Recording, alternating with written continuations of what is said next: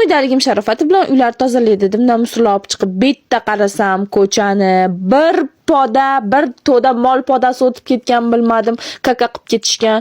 Uni egasini topib, egasiga so'kishdi ham, egasi bilan urishdi ham foydasi yo'q, chunki u mol kaka qilgan, egasi emas. Yana orada itlarni ham kakasi turibdi, bilmadim. Farqiga borganimga ham o'zimga hayron qoldim borib. Bir amallab qayt qilgim kelib, o'qchib tozaladimda, u kakalar ko'mib tashladimda, qarasam atrofda paketlar bor ekan, paketlar tozalab chiqib tezda shipirishni boshladim. Suv sepmadim. Чтобы anu kakani yangi qilgani uchun haligini lapatada olib tashlasam ham tagida qoldi. Shu borib ustiga yopilib, keyin ustidan shipirilsa sal bo'lsa ham yo'qoladi dedimda tozalashni boshladim-ku, mamta bitta xola o'tib ketibdi. Mayli, nima qilmaydi. Anchadan beri shu ko'chani shipiraman deb yuruvdim, lekin qunt qilib shipirmayotgandim, vaqt topmayotgandim. Vaqtim bo'lsa ham yotib Instagram ko'rib yotgandim. Shu mollarga rahmat, yaxshi ham kaka qilib ketibdi. Bahonada shipirilib qoldi. Bo'lmasam qachon shipirilardi deb qo'ysaman. Balkim gapim rost, balkim yolg'ondir, bilmadim-ku ya, lekin shu kaka bahonasida ko'chalarimiz top-toza bo'lib qoldi. Katta joy shipirib bo'lgandan keyin shunday eshik tagini shipillatib agarga shipirib tashladim, chunki qumida baribir musori yo'qligi uchun mana bu agarda loylarga aralashib ketadi dedim. Nima qilmaydi. Voyla, o'zingizlar ko'rishinglar mumkin. Baribir dog'lari qoldi.